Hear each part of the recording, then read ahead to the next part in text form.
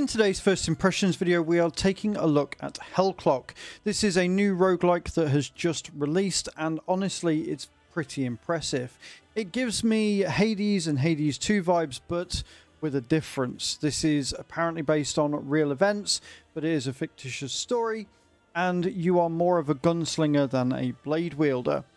The builds are pretty limited in what you can do, but overall, I've enjoyed my time on this so far, and you can catch me live tomorrow on July the 23rd, playing on both Twitch and YouTube, and we're going to be going through this game together. As always, before we dive into the first impressions, we will look through the options first, and then we'll show you some gameplay and my thoughts on it. Your options then, it does seem pretty well fleshed out. There are a few weird performance things that I'm not a huge fan of, but overall, it's a very good menu. You've got your screen shake, which is on by default, and honestly, it's not that bad. I didn't even realize it was on, to be honest, so it's not really egregious, which means that if you do suffer from some motion sickness, it shouldn't be too bad for you, although the option is there to turn it off. You can have your player mini health bar, you can have the enemy mini health bar, and you've got different options here of what you can have, so always on, when damaged, and off. Got display damage numbers. I'm honestly quite a fan of that. I like seeing the big numbers come up and seeing how much damage I'm doing. Show skills cooldown, countdown feedback, which I like. Show target life values. Show no mana feedback. Minimap background opacity. I really like the fact that you can change this. Minimap overlay stroke opacity and minimap overlay fill opacity. I really like the fact that you can change this so that it's either really clear or a bit more faded and a bit more transparent. Your interface, you can have the relic recycle pop-up, text language, and audio language. Now, audio language is default Portuguese, and you can have your text language as English. I am going to switch it back to English, but it is default as Portuguese. Your graphics. Now, this is where I have a slight problem with the game. It starts you in exclusive full screen, and every time I Alt-Tab, it makes all three of my monitors go black, whilst it realigns itself. If I change it to windowed full screen, not only does it do the weird black screen thing, but also it locks the hertz that you're on. So if you don't change your hertz whilst you are on full screen exclusive, you will be locked at 50. You can change your resolution, but your frame rate of the monitor is locked. So change it to exclusive, change it to 60, and then change it to full screen window, and you should have a nicer time of it. You can display your frame rate, you can change your world brightness, you can change flashing intensive effects, which is really, really nice because, again, if you suffer from maybe some form of epilepsy or motion sickness, or if you are light sensitive in any way, shape, or form, you can turn the flashing effects down. Then you've got your quality presets of ultra, low, medium, and very high, and texture quality.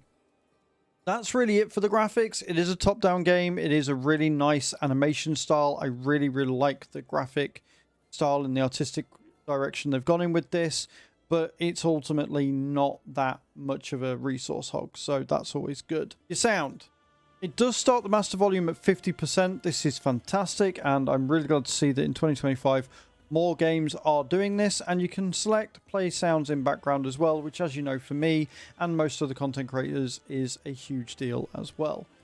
Then your controls. You've got keyboard and controller. I would suggest using your controller for this.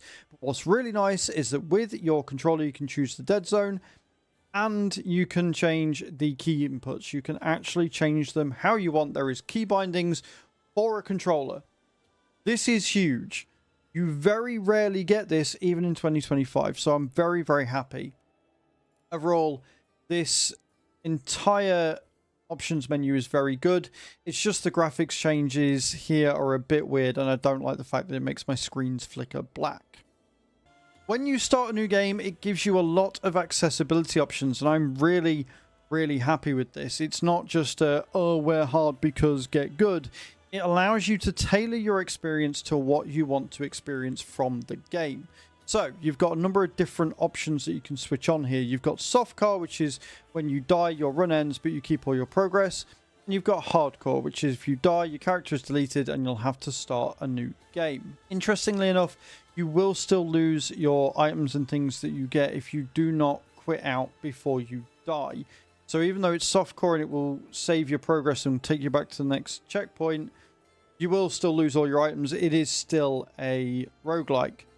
You've then got allow pause, which means that you can pause the gameplay and the clock if you need to do something, which is honestly by default as a good thing because nobody likes needing to pee and not being able to pause. And then relaxed mode. This allows you to remove the pressure of the game until you get to grips with it by pausing the clock and stopping that from being done. Otherwise, you will have the clock on and you will be against it to try and really push you and see how well you can do. I really like this. I think that games should allow you to tailor it how you want. Like, there is a story to tell. As I've said, it is based on true events and the game is fun, but not everybody wants to be super sweaty. And for me, when trying to do a video, I need it to be as non-sweaty as possible so I can really get to grips with how the game runs, how it plays. And I can't do that if I'm dying on the first sort of enemy every time because the game just one-shots you. So from a creator perspective, difficulty settings is fantastic. From an accessibility perspective, difficulty settings is fantastic. And I'm really, really happy to see that they've added them. And here we are then. We are in the game. Now, we are very, very early in. I've gone through one run, basically, just to get my feels for the game and see how it runs. Now, as I said, in relaxed mode or softcore mode, you will lose all of your equipment and gear until you go through, but the story progress will save. So went through, we managed to save the character, and now we can talk to him and use him and go to the shop, which if we go here, we can verify, and you can see, look, you've got a worn jacket and a wooden rosary, and we have already bought the revolver. You will have a certain amount of gold and gems that you can use, although if you die, you will probably lose all of that. And all of these that you buy in the shop are permanent equipment, which means that even if you die, you will keep it, and that is good. You've got your abilities at the bottom, and you can unlock new abilities through your skill book. So the more experience you get, the more, or the further you get through, the more skills and things that you will learn, and you will be able to take those and equip them down below to do more damage and do new and different abilities. And as you can see, there's a few in each of the different acts that you can unlock. So we're going to go down. I'm going to go into the dungeon, if you like, that we're doing. As you can see in the top left-hand corner, you do have a timer. This is the hell clock, and you are going to want to keep an eye on that if you are running without the clock switched off. As you go through, you will have different enemies. You will see that you've got your different abilities that you can use, which will do more damage. And as you can see, I've also put the damage counter on. As you go through, you will level up, and this will allow you to choose a skill or an upgrade which will make you stronger to go through. You will have different gold amounts, and if you're not playing with the timer on, I would very highly recommend shooting everything to get as much gold as is humanly possible so you can get more and better equipment from the shop. I can see this being incredibly fun, incredibly challenging, and incredibly addictive to want to go through and do better each time. Obviously, you can make it harder, and eventually you'll be running through with hardcore mode and a timer on as well. I quite like the relaxed mode. I like the fact that I don't have to worry about the timer, and I can just really explore and take in the world and kill everything and get as much gold as is humanly possible to make the game as easy and as fun for me as I can. I'm very also excited to see the different weapons, the different skills, the different abilities that you can get, because they seem pretty inventive. I mean, all you're doing is running around shooting a revolver, and yet it looks and feels absolutely amazing. And who doesn't want to feel absolutely amazing and a badass with a gun? The gameplay is incredibly smooth. I don't like the fact that it stops you moving when you're shooting, but at the same time, you are shooting. It's not like you're running through somebody with a blade, and so you can kind of forgive it for not allowing you to move, because it makes sense to what it is that you're doing. Speedrunning in this is going to be a lot of fun as well. Again, with the timer, you're going to be able to change that, and if you've got the damage numbers on, you can see just how much you're improving over time. I really like this. I am very confident in saying that it does remind me a lot of Hades, and I enjoyed my time on that game as well, although I never actually got around to playing Hades 2. Roguelikes, if done well, can be a lot of fun, and I believe that this has been done well. And I'm looking forward to really diving into it tomorrow to see how far I can get, how much damage I can pump out, and if I can actually improve. You never know. By the end of the day, I might even be having the timer on.